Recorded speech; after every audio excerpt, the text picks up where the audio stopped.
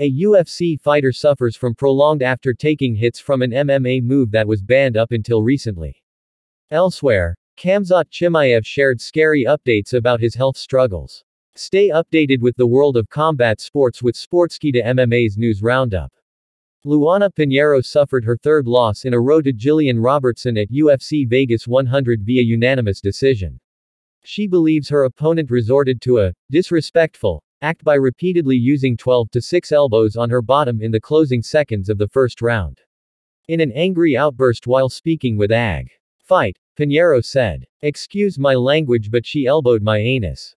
For me, that is disrespectful. I would never do that to another athlete. It's not a move to submit or knock me out, it's not like that.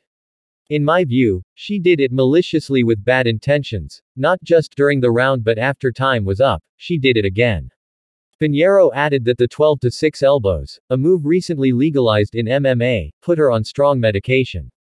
She could not sit without a cushion or bending her back at the time of the interview. But it was even worse right after the fight. At first, I couldn't walk, cough or laugh properly and sneezing was agony. I felt like I was dying. Khamzat Chimaev is one of the most talked about fighters in the UFC, who has earned a reputation of being the scary boogeyman through his on-screen performances and off-screen reputation. He was recently spotted manhandling Arman Tsarukyan at the Hype Fighting Championship, where their teams are going up against each other in a reality TV show. However, his rise in the UFC has been accompanied by numerous medical conditions and health struggles, which have considerably worsened since he contracted COVID during the pandemic. He had to pull out of the originally scheduled UFC fight against Robert Whittaker after becoming violently ill, as Dana White put it. In a recent interview with Adam Zubairayev translated by Red Corner MMA, Chimaev opened up and shed a further, scarier light on his struggles. "I've had 5 or 6 surgeries so far and 7 or 8 fractures. I put myself together. Doctors told me so many times that I wouldn't be able to fight. I had some issues ahead of the Kamaru Usman fight too.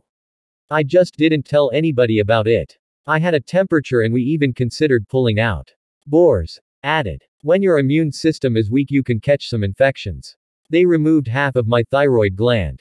Joe Rogan recently caused a stir in the Russia-Ukraine discussion by accusing the latter of potentially starting World War III.